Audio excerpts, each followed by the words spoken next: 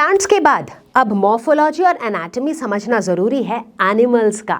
तो किसी एक एनिमल का फ्रॉग्स, यस, फ्रॉग का मॉर्फोलॉजी और एनाटॉमी समझेंगे in structural organisation in animals.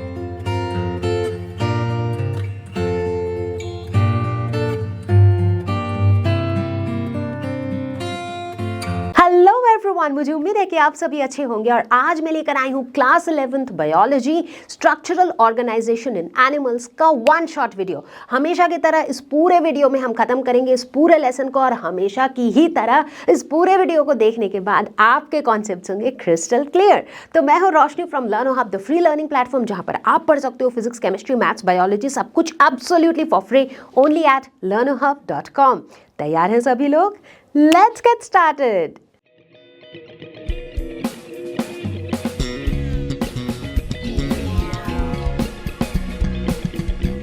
तो बच्चों, जैसे ही बात करेंगे हम स्ट्रक्चरल ऑर्गेनाइजेशन इन एनिमल्स की, तो सबसे पहले ये सोचेंगे कि यार इन एनिमल्स का बिल्डिंग ब्लॉक क्या है?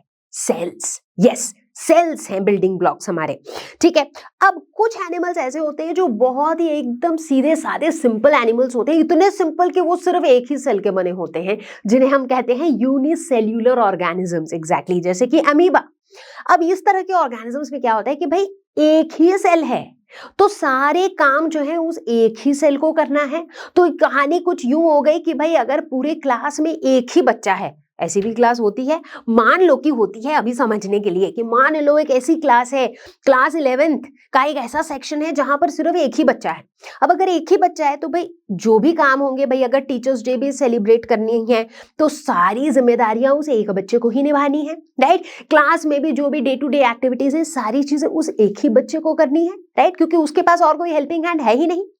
लेकिन दूसरी तरफ जैसे ही हम ऐसे ऑर्गेनिजम्स की बात करते हैं जो ढेर सारे सेल्स से बने होते हैं, जिन्हें हम कहते हैं मल्टी सेल्यूलर ऑर्गेनिजम्स, वहां पर क्या होता है, अब भाई इतने सारे सेल्स हैं, अब क्लास में एक की जगह 50 बच्चे हैं। अब 50 बच्चे हैं तो भाई मजा ही आ जाना है, क्योंकि अब इन 50 बच्चों ने क्या डिसाइड किया कि चलो यार हम आपस में ग्रुप्स बना लेते हैं। 10 बच्चों ने एक ग्रुप बना लिया, उन्होंने कहा कि ठीक है भाई टीचर्स डे का कल्चरल प्रोग्राम हम संभाल लेंगे। 10 बच्चों ने एक और ग्रुप बना लिया, उन्होंने कहा कि यार चलो ठीक है स्नैक्स का अरेंजमेंट हम कर लेंगे। 10 और बच्चों ने एक ग्रुप बना लिया, उन्होंने कहा यार डेकोरेशन हम संभाल लेंगे। तो अब यहाँ पर क्या हो गया, काम जो है वो डिवाइड हो गए, राइट। और इसे हम कहते हैं डिवीजन ऑफ लेबर, मतलब मेहनत जो है वो डिवाइड हो गई अलग अलग ग्रुप्स के बीच में।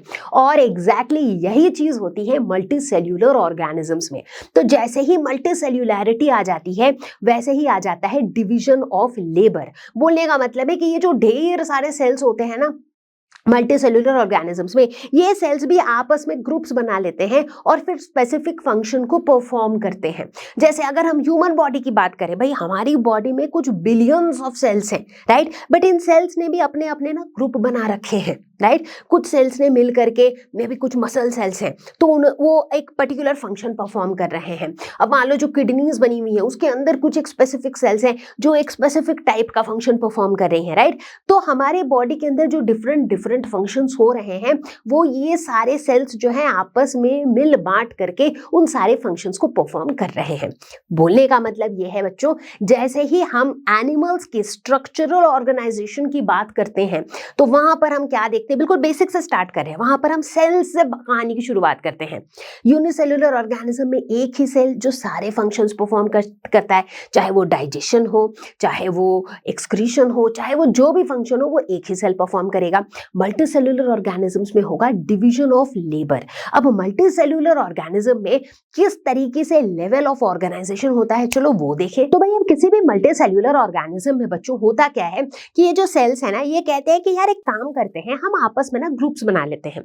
तो जो भी सेल्स स्ट्रक्चर में सिमिलर होते हैं और सिमिलर फंक्शन परफॉर्म करने वाले होते हैं वो सारे एक ग्रुप बना लेते हैं और ऐसे ग्रुप ऑफ सेल्स को हम क्या कहते हैं, टिश्यूज। Exactly, right. तो चलो हमारी बॉडी के अंदर ही एक एग्जांपल लेते हुए ये सारे लेवल्स को समझते हैं। तो अब ह्यूमन बॉडी के अंदर कुछ सेल्स ने बोला कि यार हम ना एक ही जैसे हैं, हम फंक्शन भी एक ही परफॉर्म करने वाले हैं, तो चलो दोस्ती कर लेते हैं, हम एक ग्रुप बनाते हैं। और ऐसे ग्रुप ऑफ सेल्स ने मिलकर के बना लिया लेट अस से लंग टिश्यू। ठीक है। तो अब इन सब के स्ट्रक्चर भी सिमिलर है और ये सारे जो है सिमिलर फंक्शन परफॉर्म करने वाले हैं। अब ऐसे ही कई टिश्यूज एक साथ हो गए और उन्होंने ग्रुप बना लिया, और ग्रुप बना के ऐसे टिश्यूज मिल करके बना लेते हैं ऑर्गन्स। जैसे मान लो ऐसे कई सारे लंग टिश्यूज इकट्ठा हो करके क्या बना लेते हैं, एक ऑर्गन बना लेते हैं जिसे हम कहते हैं लंग्स। यस, तो लंग्स एक ऑर्गन है। लंग्स बने हुए हैं कई लंग टिश्यूज से, और ये जो लंग टिश्यूज हैं ये कई सेल्स से बने हुए हैं। बात समझ में आई? ठीक है। अब ऐसे कई ऑर्गन्स जो है साथ में मिल करके बनाते हैं ऑर्गन सिस्टम। एग्जैक्टली। अब लंग्स जो है ना, ये तो एक ऑर्गन हो गया, लेकिन लंग्स के जैसे ही और कई ऑर्गन्स मिल करके एक पूरा ऑर्गन सिस्टम, जिसे हम रेस्पिरेटरी सिस्टम कहते हैं, वो बना देते हैं। अब अगर आप चाहो तो खुद देखो कि भाई ह्यूमन रेस्पिरेटरी सिस्टम जो हमारा है सिर्फ लंग्स से थोड़ी बना है। अब जैसे हम एयर को ब्रीद इन करते हैं तो नॉस्ट्रिल्स इन्वॉल्व है ना, विंड पाइप इन्वॉल्व है, ट्रैकिया इन्वॉल्व है, राइट। सो कई सारी चीजें इन्वॉल्व है, कई सारे अलग अलग ऑर्गन्स इन्वॉल्व हैं, और ऐसे कई सारे ऑर्गन्स मिल करके एक ऑर्गन सिस्टम, बोले तो एक रेस्पिरेटरी सिस्टम बना रहा है। ठीक है। और ऐसे कई सारे ऑर्गन सिस्टम्स जब साथ में मिल जाते हैं तो बना लेते हैं एक ऑर्गेनिज्म। ऐसे बहुत सारे ऑर्गन सिस्टम है, जैसे डाइजेस्टिव सिस्टम है, रिप्रोडक्टिव सिस्टम है, एक्सक्रीटरी सिस्टम है, सर्कुलेटरी सिस्टम है। तो ऐसे कई सारे ऑर्गन सिस्टम्स मिल करके बना देते हैं एक ऑर्गेनिज्म, यानी कि एक ह्यूमन बीइंग, राइट। तो हमने क्या देखा बच्चों कि जैसे हम एक एनिमल के अंदर स्ट्रक्चरल ऑर्गेनाइजेशन देखते हैं तो हम क्या देखते हैं, शुरुआत होती है बेसिक बिल्डिंग ब्लॉक बोले तो सेल्स से। सेल्स ग्रुप करके बनाते हैं टिश्यूज, टिश्यूज ग्रुप करके बनाते हैं ऑर्गन्स, ऑर्गन्स ग्रुप होके बनाते हैं ऑर्गन सिस्टम, और कई ऑर्गन सिस्टम्स ग्रुप होके बना देते हैं एक ऑर्गेनिज्म। अब अगला सवाल दिमाग में यही आता है कि क्या सारे टिश्यूज सिमिलर होते हैं, और स्ट्रेट फॉरवर्ड इसका आंसर है नो, बिल्कुल नहीं। हमने क्लास 9th के साइंस में बच्चों ऑलरेडी पढ़ा था कि प्लांट टिश्यूज और एनिमल टिश्यूज एक दूसरे से कितने ज्यादा डिफरेंट होते हैं। इनफैक्ट प्लांट टिश्यूज के अपने क्लासिफिकेशन होते हैं, उसी तरह से एनिमल टिश्यूज के भी अपने टाइप्स होते हैं। ठीक है। तो अगर ऊपर ऊपर से देखा जाए तो भाई प्लांट टिश्यूज जो है ना वो मोस्टली डेड टिश्यूज होते हैं। क्यों? क्योंकि प्लांट टिश्यूज का जो मेजर काम होता है वो होता है to provide mechanical support. Plants में वो सपोर्टिव टिश्यूज होते हैं, राइट। दूसरी बात यह है कि प्लांट टिश्यूज में जो है ग्रोथ जो है वो स्पेसिफिक रीजन में लिमिटेड होता है। इसीलिए हम प्लांट टिश्यूज में क्या नोटिस करते हैं कि जो डिवाइडिंग सेल्स होते हैं, जो सेल्स डिवाइड करके नए सेल्स बनाते हैं, ये डिवाइडिंग रीजन्स जो है ना वो लोकलाइज्ड होते हैं, कोई कोई जगहों पर ही ऐसे डिवाइडिंग सेल्स प्रेजेंट होते हैं। लेकिन वहीं दूसरी तरफ जैसे ही बात करते हैं हम एनिमल टिश्यूज के बारे में तो भाई कहानी कुछ और हो जाती है। Animal tissues mostly living tissues होते हैं। यस, यहाँ पर ग्रोथ जो है यूनिफॉर्म होता है। जैसे अगर हम एक ह्यूमन बीइंग की बात करें, एक छोटा सा बेबी है, एकदम छोटू सा बेबी है, वो जैसे जैसे बड़ा होके एक एडल्ट बनता है तो जो ग्रोथ है वो यूनिफॉर्मली होती है, राइट। ऐसा नहीं है कि भाई उसकी हाइट खाली लंबी होती चली जा रही है, राइट। उसके हाथ हैं, पैर हैं, फिंगर्स हैं, वो सब कुछ प्रोपोर्शनेटली बढ़ रहा होता है। सो हमें एनिमल्स में एक यूनिफॉर्म ग्रोथ देखने को मिलता है। इनफैक्ट एनिमल टिश्यूज में जो ग्रोथ होता है that is sort of uniform. अगर एनिमल टिश्यूज में हम उनकी टाइप्स की बात करें तो यहाँ पर हमने मेजरली 4 टाइप के एनिमल टिश्यूज के बारे में पढ़ रखा है: epithelial tissue, connective tissue, muscular tissue and nervous tissue. In fact हमारे बॉडी के अंदर जितने भी ऑर्गन्स होते हैं वो इन्हीं में से एक या एक से अधिक टाइप के टिश्यूज से बने होते हैं। जहां हम एपिथेलियल टिश्यू की बात करते हैं तो ये हमारे बॉडी के आउटर मोस्ट कवरिंग में है, जैसे कि स्किन। जब हम कनेक्टिव टिश्यू की बात करते हैं तो सबसे क्लासिक एग्जाम्पल जो दिमाग में आता है वो है ब्लड, जो हमारे डिफरेंट बॉडी पार्ट्स को कनेक्ट करते हैं। मस्कुलर टिश्यू की जैसे ही बात करेंगे तो मसल्स, भाई मसल सेल्स जो हैं वो मिलके मस्कुलर टिश्यूज बनाते हैं जिनकी वजह से हमारे मूवमेंट्स पॉसिबल होते हैं। एंड फाइनली नर्वस टिश्यू, यानी कि नर्व सेल्स जो टिश्यूज बनाते हैं that is nervous tissue.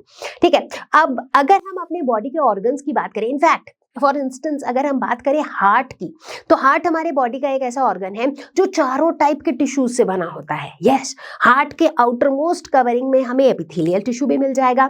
Heart के अंदर ऑब्वियसली ब्लड होता है यार, तो मतलब कनेक्टिव टिश्यू भी वहां पर है। मस्कुलर टिश्यू भी है, यस बिल्कुल है, क्योंकि हार्ट आपको पता ही है कि कॉन्ट्रैक्ट और रिलैक्स करता है, वो मस्कुलर कॉन्ट्रैक्शन की वजह से ही पॉसिबल हो पाता है। और हार्ट में नर्वस टिश्यू भी है। तो सारे टाइप के टिश्यूज जो हैं वो हार्ट में हमें देखने को मिलते हैं। तो मेरे प्यारे बच्चों, स्ट्रक्चरल ऑर्गेनाइजेशन इन एनिमल्स का एक बेसिक आइडिया हमने ले लिया है। तो चलो अब आ जाते हैं सीधे मुद्दे पर। बट हमारा मुद्दा है क्या? हमारा मुद्दा है फ्रॉग के मॉर्फोलॉजी और एनाटॉमी को स्टडी करना। ठीक है। अच्छा, मॉर्फोलॉजी बोले तो एक्सटर्नल बॉडी पार्ट्स या फिर एक्सटर्नल स्ट्रक्चर्स की स्टडी, एनाटॉमी बोले तो इंटरनल पार्ट्स या फिर इंटरनल स्ट्रक्चर की स्टडी। मतलब आज हम क्या करने वाले हैं, पहले देखेंगे कि भाई फ्रॉग के क्या क्या पार्ट्स होते हैं, कौन कौन से ऑर्गन्स होते हैं वगैरह। उसके बाद देखेंगे कि फ्रॉग के अंदर किस तरीके से डिफरेंट ऑर्गन्स होते हैं, उनका फंक्शन क्या होता है, डाइजेस्टिव सिस्टम कैसा होता है, रेस्पिरेटरी सिस्टम कैसा होता है, वगैरह वगैरह वगैरह। ठीक है। तो ये हमारा प्लान है आज का। ठीक है। तो भाई इससे पहले कि हम फ्रॉग का डिस्कशन शुरू कर दें, मैं चाहती हूँ कि आप सभी लोग इस जोश के साथ इस पूरे वीडियो को खत्म करने की कोशिश करो आज के आज अभी के अभी मेरे साथ साथ आप इस पूरे लेसन को खत्म कर लोगे। ठीक है। तो अगर आप मेरे साथ ये पूरी वीडियो देख लोगे तो अपने आप ही ये पूरा लेसन खत्म हो जाएगा। ठीक है।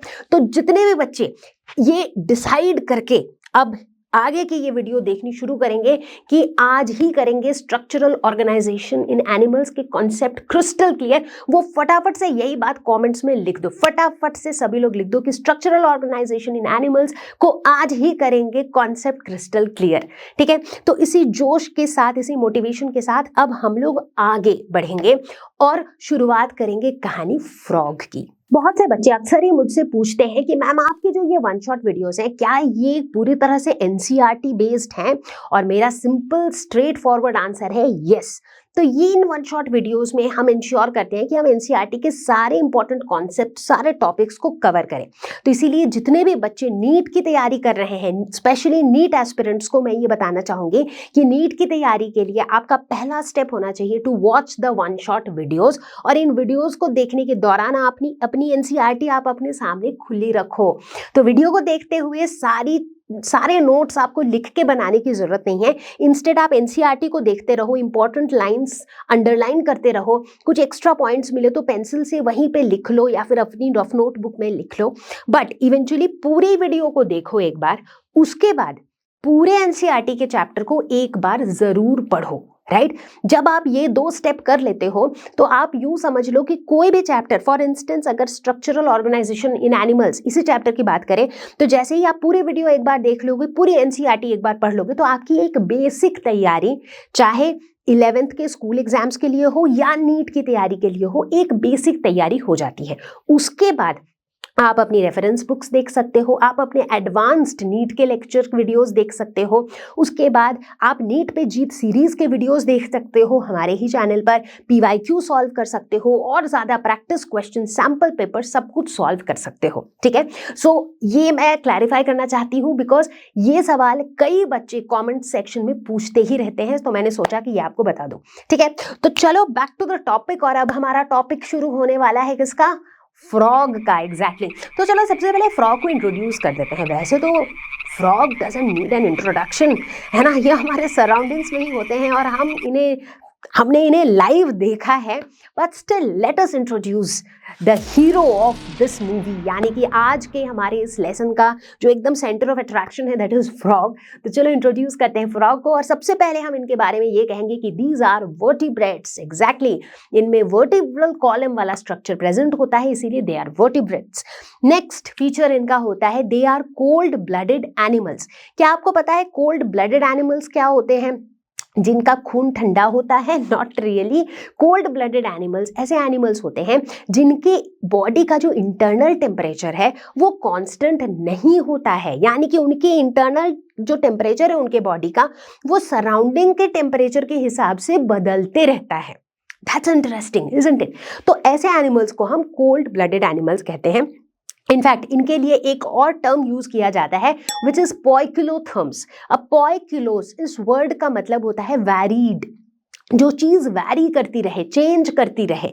और थर्मो ऑब्वियसली हीट से आया है, तो इसका मतलब ऐसे ऑर्गेनिज्म का जो टेम्परेचर है वो वैरी करते रहता है, सराउंडिंग के हिसाब से चेंज होते रहता है। ठीक है।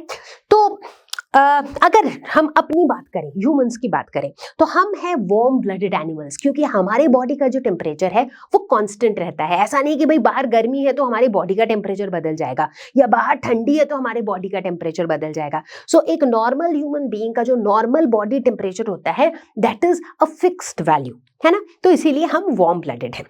चलो भाई हमारी बात छोड़ो, वापस आते हैं फ्रॉग की कहानी पे।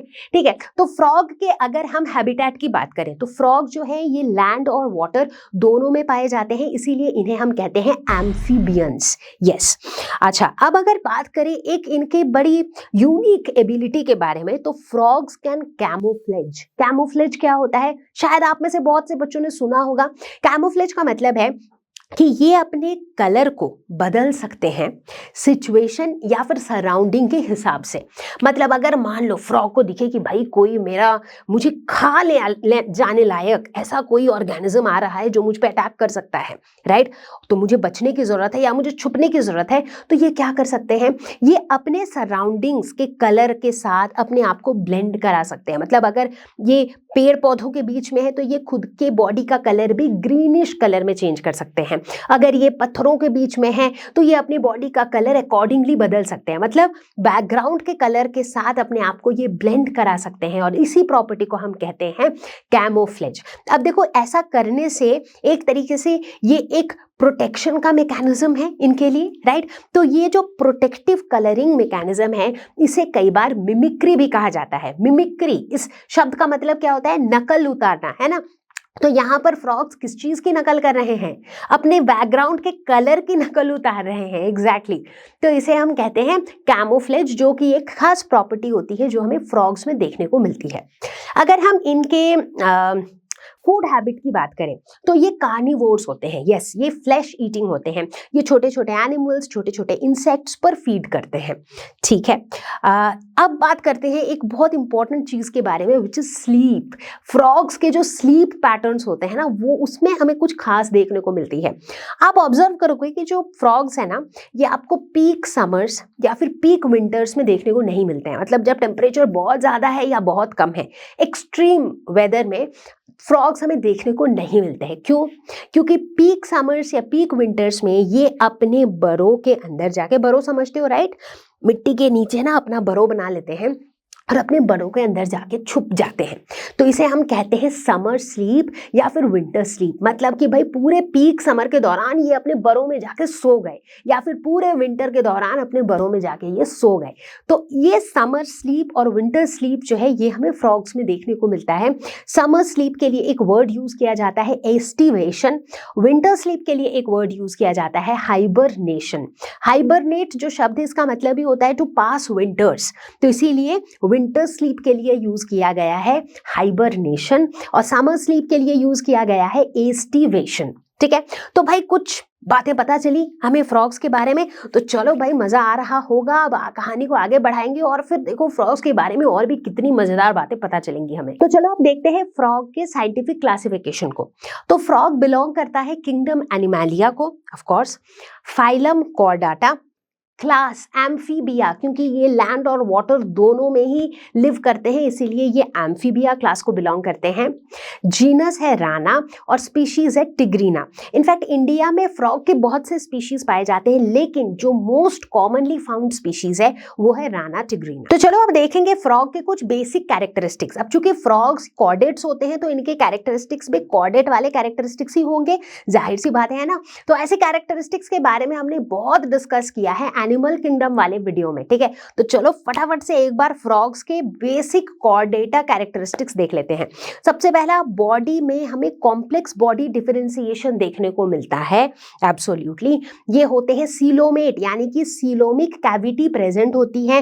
ट्रिप्लोब्लास्टिक होते हैं, मतलब ट्रिप्लो, ट्राई, 3 बॉडी बनी होती है 3 लेयर ऑफ सेल्स से, ectoderm, mesoderm and endoderm. Symmetry की बात करें तो ये बाइलैटरली सिमेट्रिक सिमेट्रिकल होते हैं, यानी कि अगर इसको लैटरली डिवाइड कर दे तो हमें बाई बोले तो 2 सिमेट्रिकल हाफ्स मिल जाएंगे। अगर इसके यूनिकनेस की बात करें तो नोटोकॉर्ड इनमें प्रेजेंट होता है, ऑफ कोर्स भाई कॉर्डाटा को बिलोंग करते हैं। इतना ही नहीं, डोर्सल यानी कि बैक साइड पर हॉलो नर्व कॉर्ड भी प्रेजेंट होता है। और इतना ही नहीं भाई, इनमें प्रेजेंट होते हैं पेयर्ड फेरिंजियल गिल स्लिट्स। अब ये जो पेयर्ड फेरिंजियल गिल स्लिट्स है, ये हमें एडल्ट फ्रॉग्स में इतना फंक्शनल देखने को नहीं मिलता है, लेकिन इनके लार्वल स्टेज यानी कि टैडपोल वाले स्टेज में जो है ये फंक्शनल होते हैं। इनका काम क्या होता है? इनका काम होता है एक्सचेंज ऑफ गैसेस, रेस्पिरेशन के दौरान जो गैसियस एक्सचेंज होता है ये उसमें मदद करते हैं, और ये फिल्टर फीडिंग में मदद करते हैं। फिल्टर फीडिंग क्या होता है? मतलब पानी में से जो फूड पार्टिकल्स हैं उसको ये फिल्टर आउट करके अपना खाने का इंतजाम कर लेते हैं, तो ये फिल्टर फीडिंग में मदद करते हैं। इसके अलावा बहुत बेसिक सी बातें, जैसे कि अब कॉम्प्लेक्स बॉडी डिफरेंशिएशन है यार, तो organ system level of organisation है, यानी कि फ्रॉग्स के अंदर हमें अलग अलग ऑर्गन सिस्टम्स देखने को मिलते हैं, जैसे कि digestive system, respiratory system, reproductive system etcetera. ठीक है, और ये मोबाइल होते हैं, ऑफ कोर्स ये एक जगह से दूसरे जगह मूव कर पाते हैं। तो चलो मेरे प्यारे बच्चों, अब शुरुआत करेंगे कहानी मॉर्फोलॉजी ऑफ फ्रॉग की। ठीक है, मतलब अब हम फ्रॉग के बॉडी पार्ट्स, एक्सटर्नल फीचर्स या एक्सटर्नल बॉडी पार्ट्स के बारे में बात करेंगे। सबसे पहले बात करेंगे स्किन के बारे में। इनका स्किन होता है स्मूथ एंड मॉइस्ट। किस वजह से? म्यूकस के होने की वजह से। म्यूकस जो है एक स्लाइमी सब्सटेंस है, अब म्यूकस के प्रेजेंट होने की वजह से इनका जो स्किन है वो भी थोड़ा मॉइस्ट और स्मूथ होता है। ठीक है, अगर हम बात करें इनके ओवरऑल बॉडी की, तो इसे हम 2 पार्ट में डिवाइड कर सकते हैं, हेड एंड ट्रंक। हम देखते हैं कि इनमें नेक और टेल प्रेजेंट नहीं होता है। फ्रॉग्स में जो उनके आईज होते हैं वो बल्जिंग आउट, ऐसे निकले हुए बल्जिंग आउट आईज होते हैं। अब आप पूछ सकते हो कि मैम फ्रॉग्स जो है ये लैंड और वाटर दोनों जगह रहते हैं, तो ये जो बल्ज्ड आउट आईज होते हैं ये डायरेक्टली वाटर से एक्सपोज होते हैं, तो डोंट यू थिंक इनको प्रोटेक्शन की जरूरत होगी? बिल्कुल जरूरत होती है, और उसी वजह से प्रेजेंट होता है एक मेम्ब्रेन जिसे हम कहते हैं निक्टिटेटिंग मेम्ब्रेन, जो इनके बल्जिंग आउट आईज को वाटर से प्रोटेक्ट करते हैं। इतना ही नहीं, फ्रॉग्स में उनके आईज के बिहाइंड कह लो या आईज के बगल में कह लो, हमें देखने को मिलता है एक और मेम्ब्रेनस स्ट्रक्चर जिसे हम कहते हैं टिम्पैनम।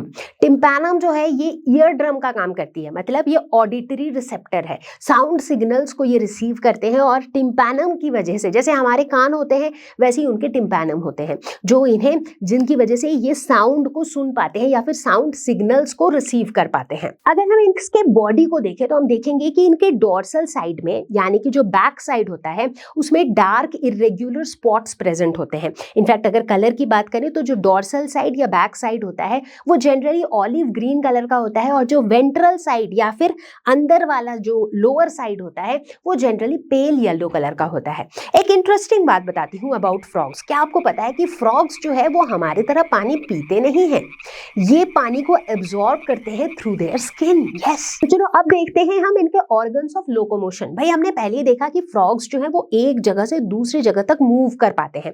अब भाई इस तरह के लोकोमोशन में कौन से वो ऑर्गन्स है, कौन से वो हथियार हैं जो इन्हें मदद करते हैं? ये कोई हथियार नहीं है, ये बेसिकली उनके ऑर्गन्स हैं। तो ऐसे 3 ऑर्गन्स हैं उनके पास, fore limbs, hind limbs and webbed feet, जो इनके लोकोमोशन में मदद करते हैं। अगर बात करें फोर लिम्स की, तो हम देखते हैं कि इनके जो फोर लिम्स हैं ये इन्हें वॉकिंग में और बरोइंग में मदद करते हैं। जैसे कि बरोइंग समझते हो ना, ऐसे खोदने में जमीन को, तो बरोइंग और वॉकिंग में मदद करते हैं। इनफैक्ट अगर हम गौर से इनके 4 लिम्स को देखें तो इनमें 4 डिजिट्स देखने को मिलते हैं। 4 डिजिट्स मतलब 1 2 3 4 वाले डिजिट नहीं नहीं नहीं नहीं। जिस तरह से हमारे 4 लिम्स में फिंगर्स होते हैं, 5 फिंगर्स होते हैं हमारे एक एक हाथ में, उसी तरह से फ्रॉग्स के जो 4 लिम्स होते हैं उनमें 4 डिजिट्स होते हैं। सो 4 डिजिट्स आर लाइक 4 फिंगर्स। ठीक है, अब अगर बात करें इनके हाइंड लिम्स की, तो इनके हाइंड लिम्स ज़्यादा बड़े होते हैं, ज़्यादा मस्कुलर होते हैं, और इनमें होते हैं 5 डिजिट्स। 4 की जगह इनमें 5 डिजिट्स होते हैं। और इनका काम क्या होता है? हॉपिंग और जंपिंग में मदद करना। देखो इसीलिए ये ज्यादा मस्कुलर होते हैं, इसीलिए जो ऐसे बड़े वाले मूवमेंट्स है ना, जंप करना, हॉप करना, उसमें ये मदद करते हैं। एंड फाइनली जो इनका तीसरा ऑर्गन ऑफ लोकोमोशन है वो है वेब्ड फीट। अब अगर आप इनके फीट को बड़े ध्यान से देखो तो आप देखोगे कि वो जुड़े हुए से होते हैं फीट। तो ये जो वेब्ड फीट है ये इन्हें स्विमिंग में मदद करते हैं। अब भाई लोकोमोशन भी तो इन्हें लैंड और वाटर दोनों जगह पे करना है कि नहीं, तो इसीलिए ये उसी तरीके से इक्विप्ड भी रहने चाहिए, है ना। अब भाई जब हम मॉर्फोलॉजी की बात कर ही रहे हैं तो यहाँ पर हम इनके रिप्रोडक्शन की भी बात करते हैं, क्योंकि रिप्रोडक्टिव स्ट्रक्चर के टर्म्स में भी हमें कुछ अलग देखने को मिलता है इन frogs. In fact most importantly frogs में हमें देखने को मिलता है सेक्सुअल डाइमॉर्फिज्म। अब आप सोचोगे कि ये क्या होता है सेक्सुअल डाइमॉर्फिज्म। डाई बोले तो two, morph is related to again morphology structures. तो यहाँ पर हम देखते हैं कि जो दोनों जो सेक्सेस हैं, यानी कि जो मेल फ्रॉग्स हैं और जो फीमेल फ्रॉग्स हैं, इनमें अपीयरेंस का फर्क होता है, राइट। तो आप डिस्टिंग्विश कर सकते हो स्ट्रक्चर को देखते हुए between a male frog and a female frog. कैसे? दो मेजर चीजों से। पहली चीज होती है साउंड प्रोड्यूसिंग वोकल सैक्स, जो कि मेल फ्रॉग्स में प्रेजेंट होता है। कहाँ पे प्रेजेंट होता है? ये आप समझ लो एक इलास्टिक पाउच टाइप का स्ट्रक्चर होता है जो फ्लोर ऑफ द माउथ में अटैच्ड होता है, ठीक है। तो ये इनका काम क्या होता है, वोकल कॉर्ड से जो भी साउंड प्रोड्यूस होता है उसी को ये एम्पलीफाई कर देते हैं, ठीक है, साउंड को एम्पलीफाई करते हैं। अब इस साउंड का बड़ा क्रूशियल रोल होता है इन द रिप्रोडक्शन का प्रोसेस। क्या काम होता है? ये जो साउंड है, ये जो साउंड प्रोड्यूस होता है, this is used to attract their mates. मतलब मेल फ्रॉग्स जो है अपने मेट्स को अट्रैक्ट करते हैं इसी साउंड से। सो दैट मीन्स इसका एक बहुत इंपॉर्टेंट सिग्निफिकेंस है, ठीक है। तो ये तो पहली चीज हो गई। क्या हो गई पहली चीज? साउंड प्रोड्यूसिंग वोकल सैक्स, जो कि मेल फ्रॉग्स में प्रेजेंट होता है। दूसरी चीज होती है कॉप्यूलेटरी पैड, जो कि अगेन मेल फ्रॉग्स में प्रेजेंट होता है। तो अगर मेल फ्रॉग्स के फोर लिम्ब के फर्स्ट डिजिट को ध्यान से देखा जाए, फिर से सुनो, मेल फ्रॉग के फोर लिम्ब के फर्स्ट डिजिट मतलब फर्स्ट फिंगर को अगर ध्यान से देखो तो वहां पर कॉप्यूलेटरी पैड देखने को मिलता है। कॉप्यूलेटरी पैड एक एडहेसिव स्ट्रक्चर होता है, मतलब एक ऐसा स्ट्रक्चर होता है जहां पे चीजें चिपक सकती हैं, ठीक है। ऐसे एडहेसिव स्ट्रक्चर्स होते हैं जहां पर मेटिंग प्रोसेस के दौरान जो फीमेल फ्रॉग होता है उसको होल्ड या फिर उसको ग्रास्प किया जाता है यूजिंग दैट एडहेसिव स्ट्रक्चर, इसीलिए उसे हम कॉप्यूलेटरी पैड कहते हैं। तो देखा जाए तो ये दो ऐसे स्ट्रक्चर वाइज दो ऐसी चीजें हैं जो मेल फ्रॉग्स में प्रेजेंट होती हैं लेकिन फीमेल फ्रॉग्स में प्रेजेंट नहीं होती है। इसी वजह से हम कहते हैं कि फ्रॉग्स में सेक्सुअल डाइमॉर्फिज्म होता है। तो चलो बच्चों, अब हम लोग बात करने वाले हैं about the anatomy of frog. तो अभी तक देखो हमने जो भी चीजें डिस्कस करी वो सारी चीजें क्या थी? एक्सटर्नल स्ट्रक्चर्स थे, राइट। जैसे हमने देखा कि भाई फ्रॉग के आईज कैसे होते हैं, इनके फोर लिम्स, हाइंड लिम्स कैसे होते हैं, टिम्पैनम, इनके बेसिकली सारे एक्सटर्नल स्ट्रक्चर्स कैसे होते हैं। अब एनाटॉमी में हम देखेंगे कि यार फ्रॉग के बॉडी के अंदर जो इंटरनल स्ट्रक्चर्स होते हैं वो कैसे होते हैं, वो कैसे ऑर्गेनाइज्ड है, उनका फंक्शन क्या है, ठीक है। तो इस एनाटॉमी को समझने के लिए हम लोग बेसिकली क्या करेंगे, फ्रॉग के अंदर जितने भी ऑर्गन सिस्टम्स हैं उन ऑर्गन सिस्टम्स को पढ़ेंगे, क्योंकि जैसे ही हम एक एक ऑर्गन सिस्टम पढ़ेंगे तो जाहिर सी बात है कि उसमें इन्वॉल्व ऑर्गन्स के बारे में पढ़ेंगे, उनके स्ट्रक्चर और उनके फंक्शंस के बारे में हम पढ़ ही लेंगे, है ना। तो फिलहाल हमारा एजेंडा क्या होगा कि फ्रॉग के digestive system, respiratory system, circulatory system, nervous system, reproductive system, excretory system, इन सारे ऑर्गन सिस्टम्स के बारे में पढ़ना। तो चलो एक एक करके इन सारे ऑर्गन सिस्टम्स को समझते हैं। तो चलो भाई शुरुआत करते हैं डाइजेस्टिव सिस्टम के साथ। तो बच्चों मैंने पहले ही बताया था कि फ्रॉग्स का जो फूड हैबिट होता है, जो इनका न्यूट्रिशन होता है, वो होता है कार्निवोरस मोड ऑफ न्यूट्रिशन, यानी कि ये फ्लैश ईटिंग होते हैं, ये छोटे छोटे एनिमल्स और इंसेक्ट्स पे फीड करते हैं, ठीक है। अब हमें ये पता है कि जो डाइजेशन का जो प्रोसेस है ना वो ईजियर होता है, मतलब it is easier to digest flesh compared to plants. ऐसा क्यों? क्योंकि जो लोग वेजिटेरियन होते हैं या फिर जो लोग हर्बीवोरस होते हैं वो प्लांट बेस्ड फूड खाते हैं और प्लांट्स में बहुत ज़्यादा मात्रा में सेल्यूलोज पाया जाता है और सेल्यूलोज को डाइजेस्ट करना बड़ा मुश्किल होता है। तो इसी वजह से जो फ्लैश ईटिंग एनिमल्स होते हैं ना, तो फ्लैश को डाइजेस्ट करना आसान होता है। तो अब फ्रॉग के केस में चूंकि ये कार्निवोर्स है, ये फ्लैश ईटिंग है, तो यहाँ पर भी डाइजेशन जो है वो कंपैरेटिवली ईजियर है। तो हम देखते हैं जब फ्रॉग के डाइजेस्टिव सिस्टम सिस्टम को, तो उसमें हम देखते हैं कि इनका जो इंटेस्टाइन होता है ना वो कंपैरेटिवली शॉर्टर होता है। जैसे ह्यूमन बीइंग्स में जो इंटेस्टाइन है वो एक कॉइल्ड स्ट्रक्चर है, बट वो बहुत लंबा होता है, राइट। लेकिन यहाँ पर इंटेस्टाइन कंपैरेटिवली शॉर्टर होता है, जिसकी वजह से ओवरऑल जो एलिमेंट्री कैनाल है वो भी शॉर्टर होता है। अब ये देखते हैं कि भाई एलिमेंट्री कैनाल में कौन कौन से पार्ट्स होते हैं। तो सबसे पहला पार्ट जहाँ से फूड का इंटेक होता है दैट इज माउथ। माउथ के बाद आता है ओरल कैविटी जिसे हम बकल कैविटी कहते हैं, फिर आता है फेरिंक्स, फिर आता है ईसोफेगस जिसे हम फूड पाइप भी कहते हैं, फिर स्टमक, फिर इंटेस्टाइन, फिर रेक्टम और फिर क्लोआका। अब इन सारे पार्ट्स का क्या फंक्शन होता है, फूड किस तरीके से इन सब से गुजरता हुआ जाता है और डाइजेशन कैसे होता है, चलो उसे देखते हैं। तो चलो अब देखते हैं फ्रॉग के डाइजेस्टिव सिस्टम को थोड़ा सा और डिटेल में। तो सबसे पहला पार्ट है माउथ, क्योंकि माउथ के थ्रू ही फूड जो है फ्रॉग के बॉडी में एंटर होता है। एग्जैक्टली अब माउथ से फूड एग्जैक्टली जाता कहाँ है, हमारे माउथ के अंदर के कैविटी में, जिसे हम कहते हैं बकल कैविटी। एग्जैक्टली ठीक है, बकल कैविटी से फूड कहाँ जाता है, उसके बाद ये जाता है फेरिंग्स में। फेरिंग्स जो है ये मस्कुलर नेचर का होता है। इनफैक्ट इसके मस्कुलर नेचर के होने की वजह से जो इसके मस्कुलर जो मूवमेंट्स हैं उसकी वजह से फूड को जो है हम स्वॉलो कर पाते हैं, निगल पाते हैं और फाइनली उसे फूड पाइप की तरफ भेज पाते हैं। ठीक है, फिर आता है ईसोफेगस जो कि एक नैरो ट्यूब्यूलर फूड पाइप होता है, पतला सा शॉर्ट होता है। इनफैक्ट फ्रॉग्स के केस में शॉर्ट फूड पाइप होता है और ये फूड पाइप का काम क्या होता है कि ये फूड को स्टमक तक पहुंचाता है। ठीक, तो ईसोफेगस के बाद नंबर आता है स्टमक का। स्टमक वो जगह है जहां पर डाइजेशन के प्रोसेस की शुरुआत होती है। अब डाइजेशन के प्रोसेस में बच्चों होता क्या है, जो हमारा कॉम्प्लेक्स फूड है, राइट, हमारा मतलब फ्रॉग ने जो भी खाना खाया है तो वो कोई छोटा सा इंसेक्ट या छोटा सा एनिमल, राइट, तो वो एक कॉम्प्लेक्स फूड है।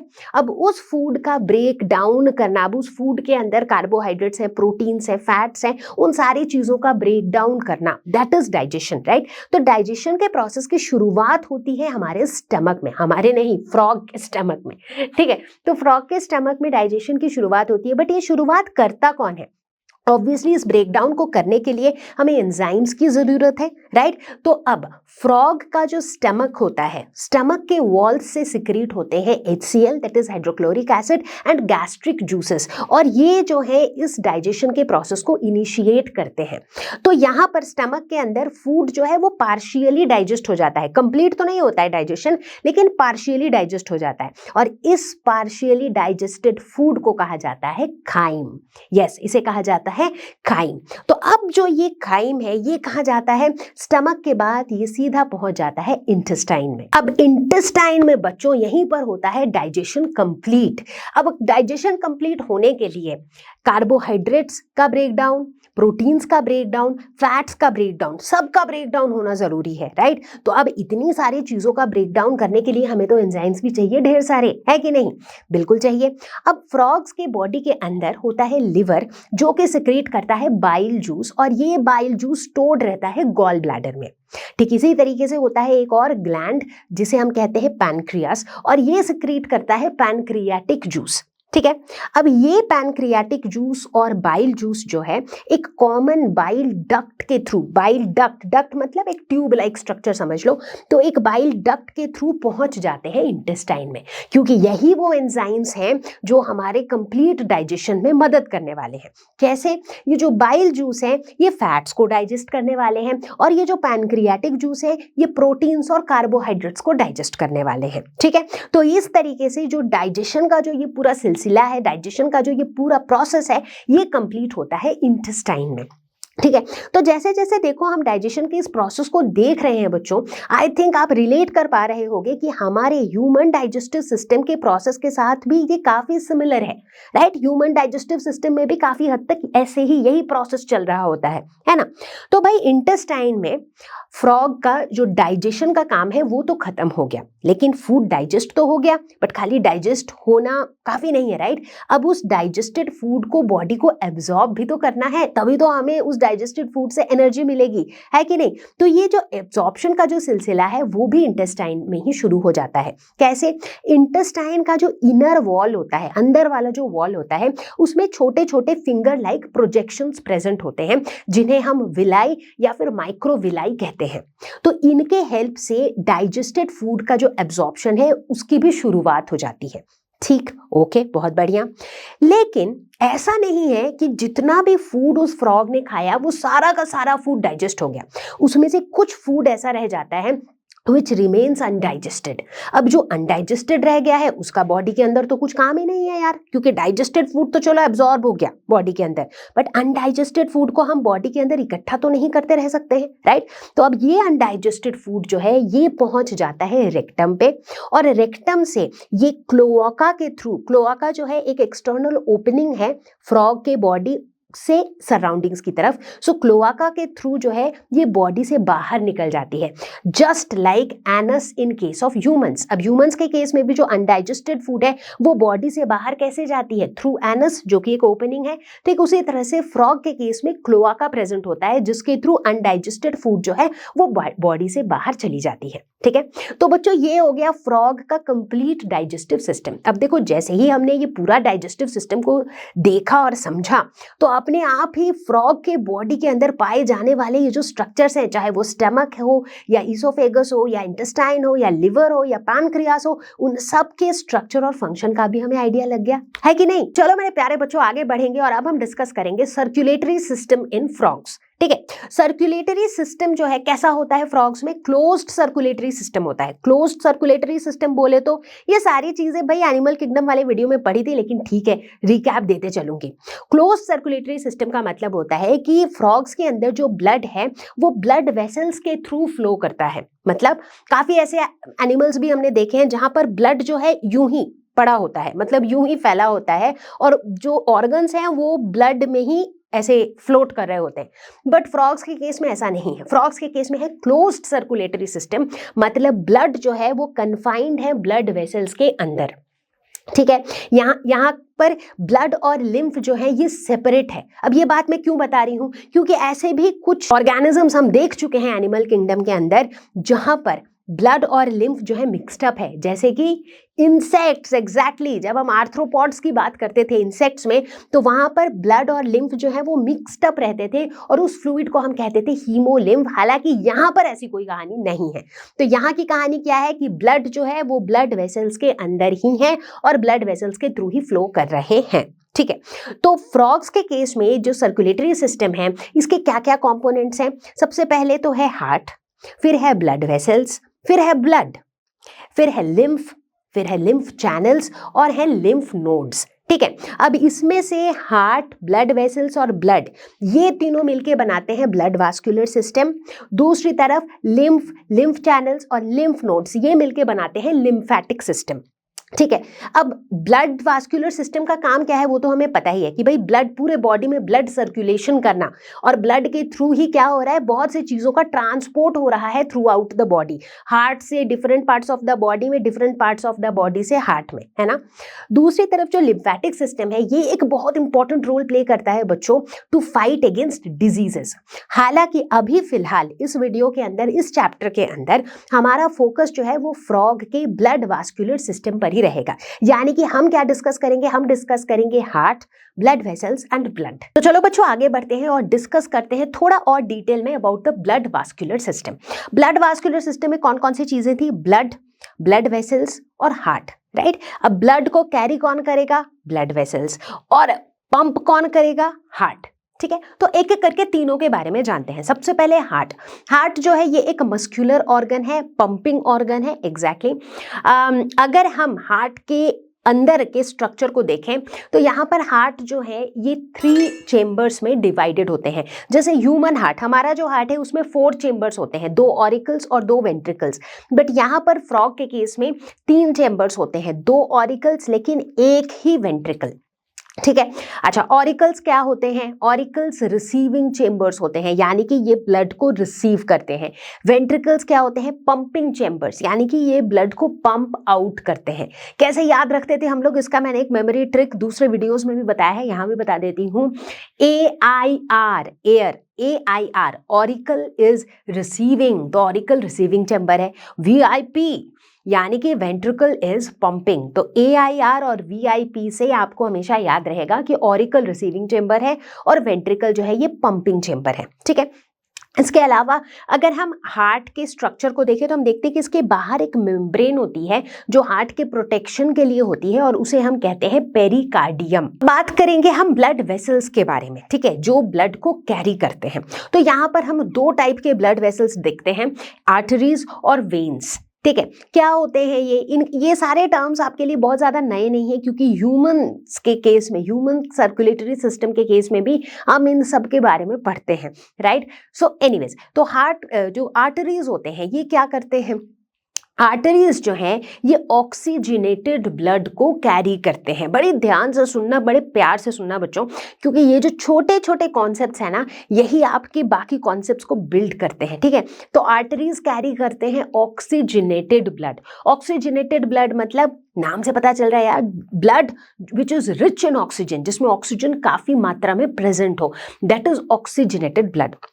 अच्छा, तो आर्टरीज ऑक्सीजनेटेड ब्लड को कैरी करते हैं। ठीक है, तो ऑक्सीजनेटेड ब्लड को ये कहाँ से कहाँ कैरी करते हैं आर्टरीज? ये हार्ट से different parts of the body में कैरी करते हैं। ठीक है, तो याद रहेगा? याद तो रहेगा, लेकिन कैसे याद रहेगा? इसके लिए मैं मेमोरी ट्रिक देती हूँ। आ ओ, राइट, आओ। मैं आपको बुला नहीं रही हूँ, आओ। ए से आर्टरीज, ओ से ऑक्सीजनेटेड ब्लड। ठीक है, तो आर्टरीज कैरी करते हैं ऑक्सीजनेटेड ब्लड, ये याद रख लेना। दूसरा याद रखो, हैब, HAB, यानी कि हार्ट से बॉडी पार्ट्स तक कौन कैरी करता है? आर्टरीज। तो हार्ट से आर्टरीज कैरी करेगा बॉडी पार्ट्स तक। ठीक है, तो बस ये चीज अगर आपने याद रखी तो वेन्स का सब कुछ उल्टा चलेगा, तो वो अपने आप याद रहेगा। ठीक है, ओ याद रख लेना, यानी कि आर्टरीज ऑक्सीजनेटेड ब्लड कैरी करता है। कहां से कहां तक कैरी करता है? हैब, हार्ट से बॉडी पार्ट्स में। समझ आई बात? ठीक है, अब लॉजिकली सोच के देखो, अब हार्ट से जो ब्लड निकल के आ रहा होगा वो तो बिल्कुल हाई प्रेशर में आ रहा होगा, राइट, क्योंकि भाई end of the day heart क्या है? पंपिंग ऑर्गन है, पंप करेगा एकदम तेजी से। अब चूंकि इतने प्रेशर से ब्लड फ्लो करने वाला है, उस वजह से जो आर्टरीज होते हैं उनके वॉल्स थिक होते हैं, राइट, ताकि बहुत तेजी से, बहुत प्रेशर से भी उसमें ब्लड फ्लो करे तो दिक्कत ना आए। तो इसको ऐसे इमेजिन करो, मान लो आपके पास एक पाइप है, अब उस पाइप के अंदर से अगर बहुत स्पीड से अगर पानी फ्लो करने वाला है और अगर वो पाइप का जो वॉल है वो बहुत ही पतला है, तो क्या होगा? फट जाएगा, है ना। तो इसीलिए आर्टरीज के केस में इनके जो वॉल्स होते हैं ये थिक वॉल्स होते हैं। ठीक, तो बहुत सारे आर्टरीज मिलकर के एक आर्टेरियल सिस्टम बनाते हैं। बात समझ आई? चलो, अब बात करेंगे वेन्स की। अब देखो, वेन्स में ज्यादा कुछ समझाने की जरूरत ही नहीं है, सब कुछ उल्टा उल्टा चलेगा आर्टरीज से। ठीक है, तो वेन्स क्या कैरी करते हैं? ये डीऑक्सीजनेटेड ब्लड कैरी करते हैं, आर्टरीज से उल्टा। डीऑक्सीजनेटेड ब्लड होते क्या है? जिन ब्लड में ऑक्सीजन का कॉन्सेंट्रेशन कम होता है, राइट। अब देखो, ब्लड का काम क्या है? ब्लड हमारे पूरे शरीर में फ्लो करता है, उसका काम क्या है? ट्रांसपोर्ट करना। क्या क्या ट्रांसपोर्ट करना? ब्लड अपने साथ साथ गैसेस का, न्यूट्रिएंट्स का, सब कुछ का ट्रांसपोर्ट करता है, राइट। अब ये जो गैसेस हैं ये डिफरेंट बॉडी पार्ट्स यूज भी तो करते हैं। ऑक्सीजन का यूज हमारे बॉडी के एक एक सेल करता है, राइट, रेस्पिरेशन के लिए। तो जैसे जैसे ऑक्सीजन यूज होता जाएगा तो वो ब्लड में क्या होगा? ऑक्सीजन का कॉन्सेंट्रेशन घट जाएगा, तो ऐसे ब्लड को हम कहेंगे डीऑक्सीजनेटेड ब्लड। ठीक है, तो वेन्स कैरी करते हैं डीऑक्सीजनेटेड ब्लड। अब वेन्स कहां से कहां कैरी करते हैं? वो भी आर्टरी से उल्टा, यानी कि ये बॉडी पार्ट से हार्ट में कैरी करते हैं। मतलब वेन्स जो है different parts of the body से डीऑक्सीजनेटेड ब्लड को कैरी करके कहां लेके जाते हैं? हार्ट की तरफ लेके जाते हैं। ठीक है, अब यहां पर चूंकि इसका डायरेक्शन ही उल्टा है, ये हार्ट की तरफ जा रहा है, तो ऑब्वियसली जो ब्लड इसमें फ्लो कर रहा है वो उतना हाई प्रेशर में फ्लो नहीं कर रहा है। इस वजह से हम देखते हैं कि वेन्स के जो वॉल्स होते हैं वो थिक नहीं होते हैं, वो थिन वॉल्स होते हैं। वेन्स में हालांकि एक और चीज होती है, वाल्व्स, जिसे कहते हैं सेमी ल्यूनर वाल्व्स प्रेजेंट होते हैं, जो ब्लड का बैक फ्लो को रोकता है। राइट क्योंकि ये जो डीऑक्सीजनेटेड ब्लड है ये हम क्या करना चाहते हैं, इनको हम different parts of the body से हार्ट की तरफ लेके जाना चाह रहे हैं। राइट तो जरूरी है कि भाई ऐसा ना हो कि बीच रास्ते में ये कहीं वापस रिटर्न आने लग जाए। राइट तो ताकि ऐसा ना हो उसके वजह से इनमें प्रेजेंट होते हैं सेमी ल्यूनर वाल्व्स। ठीक है तो ये तो थे हमारे ब्लड वेसल्स। अब देखेंगे कहानी किसकी, ब्लड की। तो चलो अब बात करते हैं ब्लड के बारे में, तो ब्लड के कंपोनेंट्स के बारे में। ठीक है तो ब्लड में 4 कंपोनेंट्स देखने को मिलते हैं, ब्लड प्लाज्मा, आरबीसीज, डब्ल्यूबीसीज एंड प्लेटलेट्स। ठीक है तो आरबीसीज जो हैं ये होते हैं रेड ब्लड सेल्स। ये ऐसे सेल्स होते हैं जो न्यूक्लिएटेड होते हैं, यानी कि इनमें न्यूक्लियस प्रेजेंट होता है। इन्हें एरिथ्रोसाइट्स भी कहा जाता है और इनमें हीमोग्लोबिन होता है। ठीक है दूसरी तरफ जो WBCs यानी कि वाइट ब्लड सेल्स होते हैं, ये क्या होते हैं, इनका मेन काम होता है टू फाइट अगेंस्ट इन्फेक्शन और इन्हें हम ल्यूकोसाइट्स भी कहते हैं। एंड फाइनली ब्लड प्लेटलेट्स जिनका मेन काम होता है टू प्रिवेंट ब्लड क्लॉटिंग। ये सारी चीजें मैं फटाफट से बताती जा रही हूँ क्योंकि ये सारे ब्लड के कॉम्पोनेंट्स ह्यूमन ब्लड में भी प्रेजेंट होते हैं और हमने ये सारी बातें क्लास 10th के साइंस में भी पढ़ रखी है। एनीवेज जितनी जरूरी बातें हैं जो भी इनके फंक्शंस है वो मैं एनीवेज बताती जा रही हूँ। ब्लड क्लॉटिंग को प्रिवेंट करने का मतलब क्या होता है, जैसे आपने नोटिस किया होगा कि भाई कहीं कट गया, राइट खून निकलता है, लेकिन क्या खून इंडेफिनिट पीरियड ऑफ टाइम तक निकलते रहता है? नहीं, क्योंकि अगर ऐसा होते रहता तो हमारे शरीर में जितना खून है वो सारा खून निकल जाता उस कट के थ्रू, है ना। बट ऐसा होता नहीं है, थोड़ा सा ब्लीडिंग होने के बाद में ब्लड क्लॉट बन जाता है वहां से, जिससे फर्दर ब्लीडिंग प्रिवेंट हो जाती है। तो ये जो ब्लड क्लॉटिंग होती है ये किसके वजह से होती है, प्लेटलेट्स की वजह से। ठीक है तो ये ब्लड के कंपोनेंट्स हैं। अब सबसे इंपॉर्टेंट बात यह है कि भाई जब हम सर्कुलेटरी सिस्टम को डिस्कस कर रहे हैं तो वहां पर मेन चीज हम क्या डिस्कस करने वाले हैं, ब्लड का सर्कुलेशन। और एक बहुत अहम सवाल दिमाग में यही आता है कि ब्लड का सर्कुलेशन होता ही क्यों है, क्यों जरूरी है पूरे बॉडी में ब्लड का सर्कुलेशन होना, क्योंकि इस ब्लड के साथ साथ क्या क्या ट्रांसपोर्ट हो रहे हैं, इस ब्लड के साथ साथ ट्रांसपोर्ट हो रहे हैं न्यूट्रिएंट्स, गैसेस, जो हमारे बॉडी के हर एक सेल के लिए बहुत ज्यादा इंपॉर्टेंट है। राइट तो इस तरीके से एंड इसी वजह से इसे हम सर्कुलेटरी सिस्टम कहते हैं, जो हमारे पूरे बॉडी में चीजों का सर्कुलेशन कराता है। राइट तो चलो बच्चों अब हम लोग ये देखेंगे कि एक फ्रॉग के बॉडी के अंदर ब्लड सर्कुलेशन किस तरीके से होता है। अब तो हमने ये तो समझ गए कि भाई ब्लड वेसल्स इनको कैरी करेंगे, हार्ट पंप करेगा और ब्लड जो है वो फ्लो करेगा। ये 3 बातें तो हमें समझ में आ गई, बट ये एग्जैक्टली ये मूवमेंट या एग्जैक्टली ये कोऑर्डिनेशन होगा कैसे या सर्कुलेशन होगा कैसे, चलो वो देखते हैं। तो चलो अब देखते हैं कि फ्रॉग्स में ब्लड सर्कुलेशन होता कैसे है। ठीक है इसको बड़े ध्यान से बड़े प्यार से सुनना बच्चों, क्योंकि बहुत इंपॉर्टेंट कॉन्सेप्ट है ये। ठीक है एक बार अगर ये समझ गए ना तो पूरा सर्कुलेटरी सिस्टम बहुत आसान लगेगा। ठीक चलो शुरू करते हैं। तो भाई पूरे बॉडी पार्ट्स में जो डीऑक्सीजनेटेड ब्लड होता है, क्योंकि पूरे बॉडी पार्ट्स के जो सेल्स हैं उन्होंने ऑक्सीजन को तो यूज अप कर लिया होगा अपने अपने काम के लिए, है ना। तो अब ये जो डीऑक्सीजनेटेड ब्लड है इसको कौन कैरी करेगा, डीऑक्सीजनेटेड कौन सा ब्लड वेसल कैरी करता है, वेन्स कैरी करता है। तो वेन्स ये डीऑक्सीजनेटेड ब्लड को कैरी करके कहाँ लेके जाएगा, हार्ट में लेके जाएगा। हार्ट में कौन सा चेंबर इस ब्लड को रिसीव करेगा, रिसीविंग चेंबर कौन होता था, AIR ऑरिकल। तो राइट ऑरिकल इस डीऑक्सीजनेटेड ब्लड को रिसीव करता है। ठीक है राइट ऑरिकल से ये ब्लड चला जाता है वेंट्रिकल में। ठीक है वेंट्रिकल पंपिंग चेंबर है। सो वेंट्रिकल जो है इस डीऑक्सीजनेटेड ब्लड को पंप आउट करके कहाँ भेजता है, लंग्स में भेजता है। लंग्स में क्यों भेजता है, लंग्स में कह लो या स्किन में कह लो, जहां से भी एक्सचेंज ऑफ गैसेस होता है फ्रॉग के केस में। राइट क्योंकि लंग्स में या स्किन में एक्सचेंज ऑफ गैसेस होता है, मतलब लंग्स में ऑक्सीजन का इंटेक हो रहा है। तो यानी कि ये जो डीऑक्सीजनेटेड ब्लड है जिसमें ऑक्सीजन का कॉन्सेंट्रेशन कम था वो ऑक्सीजनेटेड बन जाएगा लंग्स में जाके, क्योंकि लंग्स में तो खूब सारा ऑक्सीजन मिलेगा इसको, है ना।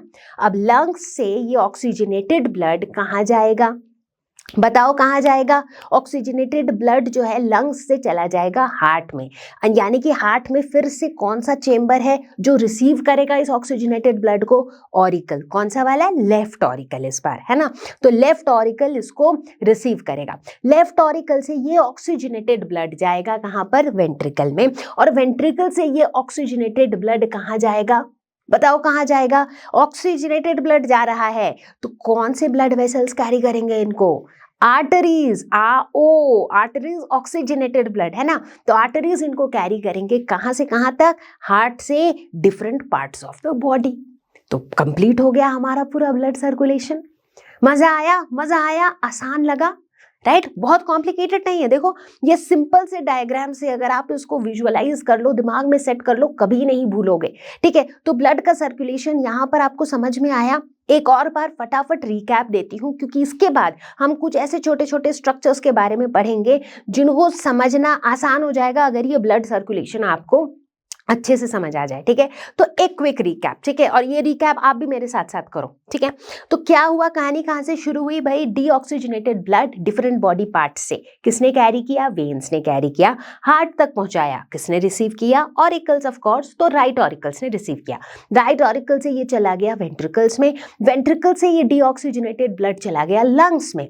लंग्स में चूंकि ऑक्सीजन का एक्सचेंज हो ही रहा था, तो वहां से बन गया डीऑक्सीजनेटेड ब्लड जो पहुंच गया हार्ट में वापस। हार्ट में कौन से चेंबर ने रिसीव किया? लेफ्ट ऑरिकल ने। लेफ्ट ऑरिकल से चला गया वेंट्रिकल में, वेंट्रिकल से ये ऑक्सीजनेटेड ब्लड को किसने कैरी किया? आर्टरीज ने, एग्जैक्टली। और आर्टरीज इसको कहां लेके गए? Different parts of the body में। सिंपल सा था ये ब्लड सर्कुलेशन। तो बच्चों अब हमने ब्लड सर्कुलेशन का प्रोसेस देख लिया, तो अब यहीं पर इंट्रोड्यूस करेंगे दो नए टर्म्स, दो नए स्ट्रक्चर जिनको समझना आपके लिए होगा बहुत आसान, ठीक है? तो पहला है साइनस विनोसस और दूसरा है कोनस आर्टेरियोसस। थोड़े नाम टेढ़े मेढ़े से लग रहे होंगे, बट जब नाम को भी गौर से सुनोगे तो इतने मुश्किल नहीं लगेंगे। तो पहला है साइनस विनोसस। विनोसस, विनोसस से याद आ रहा है कि ये कुछ वेन्स से कनेक्ट करेगा, एंड एग्जैक्टली ये वैसा ही करता है। तो जो साइनस विनोसस है, ये जो मेजर वेन्स होते हैं जिनको हम वीना कावा कहते हैं, उससे कनेक्ट करते हैं। ये होते क्या हैं? ये एक ट्रायंगुलर स्ट्रक्चर होते हैं जो हार्ट के डोर्सल साइड में, मतलब हार्ट के पीछे वाले साइड में प्रेजेंट होते हैं, ठीक है? यहाँ पर डायग्राम से आपको समझ में आ रहा होगा कि कहाँ पे प्रेजेंट होते हैं, डोर्सल साइड की तरफ, पीछे के साइड की तरफ ये प्रेजेंट होते हैं। ये क्या करते हैं? ये जो वीना कावा मतलब जो वेन्स होते हैं, वेन्स क्या लेके आ रहे होते हैं बताओ? अभी तो पढ़ा था, डीऑक्सीजनेटेड ब्लड लेके आ रहे होते हैं different parts of the body से, ठीक है? तो ये जो है ना साइनस विनोसस, ये वीना कावा से इस डीऑक्सीजनेटेड ब्लड को रिसीव करते हैं और फिर इसे सेंड करते हैं राइट ऑरिकल को, ठीक है? तो मतलब बेसिकली ये वेन्स और राइट ऑरिकल के बीच में ये स्ट्रक्चर अपना रोल प्ले करते हैं, जिसे हम कहते हैं साइनस विनोसस। ठीक उसी तरीके से एक सैक लाइक स्ट्रक्चर होता है जिसे हम कहते हैं conus arteriosus. Conus arteriosus, but ये सैक लाइक स्ट्रक्चर हार्ट के वेंट्रल साइड में होता है, मतलब हार्ट के सामने वाली साइड में प्रेजेंट होता है, या फिर समझ लो निचले वाले साइड में, लोअर साइड में प्रेजेंट होता है, ठीक है? इसका काम क्या होता है? अब देखो हार्ट के अंदर जो वेंट्रिकल है ना, उस वेंट्रिकल में ऑक्सीजनेटेड ब्लड भी आ रहा है लेफ्ट ऑरिकल से और डीऑक्सीजनेटेड ब्लड भी आ रहा है राइट ऑरिकल से। इसका मतलब चूंकि वेंट्रिकल तो राइट और लेफ्ट है नहीं, एक सिंगल चैम्बर है, तो वेंट्रिकल्स के अंदर ऑक्सीजनेटेड और डीऑक्सीजनेटेड ब्लड की कहीं ना कहीं मिक्सिंग हो रही है, दोनों मिक्स होके ही आ रहे हैं, ठीक है? ये जो कोनस आर्टेरियोसस है ये इस ब्लड को रिसीव करता है और फिर इसे बाइफरकेट करता है, ऑक्सीजनेटेड ब्लड को भेज देता है different parts of the body में, डीऑक्सीजनेटेड ब्लड को भेज देता है लंग्स की तरफ, है ना? तो इस पूरे मिक्स्ड ब्लड को रिसीव करके ऑक्सीजनेटेड और डीऑक्सीजनेटेड ब्लड को दोनों को बाइफरकेट कर देता है, ठीक है? तो इस सैक लाइक स्ट्रक्चर को हम कहते हैं कोनस आर्टेरियोसस। तो अब देखो इन दोनों की प्लेसमेंट आपके लिए समझना बड़ा आसान था, है ना? कि भाई वेंट्रिकल से जहां से ब्लड जो है पंप आउट हो रहा है वहां पर वेंट्रल साइड में प्रेजेंट है कोनस आर्टेरियोसस, लेकिन हार्ट के डोर्सल साइड में, पीछे वाली साइड में प्रेजेंट है साइनस विनोसस। ठीक है, क्लियर हो गई ये दोनों स्ट्रक्चर्स। चलो आगे बढ़ेंगे। तो बच्चों अब यहाँ पर हमने क्या देखा कि ऐसी बहुत सारी आर्टरीज मिलकर के एक आर्टेरियल सिस्टम बनाती है। ठीक उसी तरीके से ऐसे बहुत सारे वेन्स जो different parts of the body से ब्लड लेकर के आ रहे हैं हार्ट तक, ऐसे बहुत सारे वेन्स मिलकर के वीनस सिस्टम बनाते हैं। ठीक है, अब यहाँ पर हम ऐसे ही दो स्पेशलाइज्ड वीनस सिस्टम की बात करेंगे इन केस ऑफ फ्रॉग्स, और ये दो क्या है? एक है हेपेटिक पोर्टल सिस्टम और दूसरा है रीनल पोर्टल सिस्टम। प्यार से समझना, बहुत मुश्किल कॉन्सेप्ट नहीं है। हेपेटिक वर्ड जहां भी आ गया समझ लो कुछ ना कुछ लीवर से लिंक्ड है, रीनल वर्ड जहां भी आ गया समझ लो कुछ ना कुछ किडनी से लिंक्ड है। ठीक है, तो सबसे पहले बात करते हैं हेपेटिक पोर्टल सिस्टम की। तो इसमें क्या होता है कि डाइजेस्टिव ट्रैक्ट से जो ब्लड आ रहा है, जो डीऑक्सीजनेटेड ब्लड आ रहा है, वो हार्ट में पहुंचने से पहले पहुंचता है लिवर में। ठीक है, और लिवर में होता है डिटॉक्सिफिकेशन। तो ये जो स्पेशलाइज्ड वीनस सिस्टम है, इसी को हम क्या कहते हैं? Hepatic portal system. मतलब ये कहाँ से कहाँ कैरी हो रहा है ब्लड? डाइजेस्टिव ट्रैक्ट से कैरी हो रहा है लिवर तक। एग्जैक्टली ठीक है। अब दूसरा है रीनल पोर्टल सिस्टम। इसमें क्या होता है कि हमारे बॉडी के जो लोअर पार्ट्स हैं, जैसे कि लिम्ब्स या फिर पेल्विक रीजन, वहाँ से जो ब्लड आ रहा है वो हार्ट में जाने से पहले जाता है किडनीज में, और किडनीज में क्या होता है? नाइट्रोजीनस वेस्ट एलिमिनेशन होता है, राइट। तो ये वाला जो प्रोसेस हो गया, ये वाला जो सिस्टम हो गया वीनस सिस्टम, जहां पर lower part of the body से ब्लड जो है जा रहा है किडनीज तक, उसको हम कहते हैं रीनल पोर्टल सिस्टम। तो प्यारे बच्चों, सर्कुलेटरी सिस्टम की कहानी होती है यहीं पर खत्म, और अब बात करेंगे हम लोग about respiratory system in frogs. ठीक है, अब मैंने पहले ही बताया था कि यार ये जो फ्रॉग्स होते हैं ना, ये लैंड और वाटर दोनों जगह पे रहते हैं, इसीलिए इनके पास ऐसे स्पेशलाइज्ड ऑर्गन्स होने चाहिए जो इन्हें लैंड में भी रेस्पिरेशन में मदद करे और वाटर में भी रेस्पिरेशन में मदद करे, है ना। तो वाटर के लिए देखते हैं कि इनमें स्किन जो है that acts as the respiratory organ, क्योंकि स्किन के थ्रू वाटर में जो ऑक्सीजन डिजॉल्व होता है, रेस्पिरेशन में मेन चीज क्या होती है? Exchange of gases, right. तो ऑक्सीजन कैसे आएगा बॉडी के अंदर? अब जब ये वाटर में रहते हैं तो वाटर में ऑक्सीजन डिजॉल्व फॉर्म में होता है, राइट। तो स्किन के थ्रू, इनकी स्किन के थ्रू ही ऑक्सीजन जो है वो डिफ्यूज कर जाता है। तो इस तरह के रेस्पिरेशन को हम कहते हैं क्यूटेनियस रेस्पिरेशन। ये क्यूट है इसलिए नहीं, बल्कि ये जो क्यूटेनियस रेस्पिरेशन का जो ये वर्ड है, ये एक लैटिन वर्ड है जिसका मतलब होता है स्किन। इसीलिए रेस्पिरेशन थ्रू स्किन को कहा जाता है क्यूटेनियस रेस्पिरेशन। ठीक है। अच्छा, अब अगर बात करें लैंड की, कि भाई जब लैंड में है तब कैसे होता है?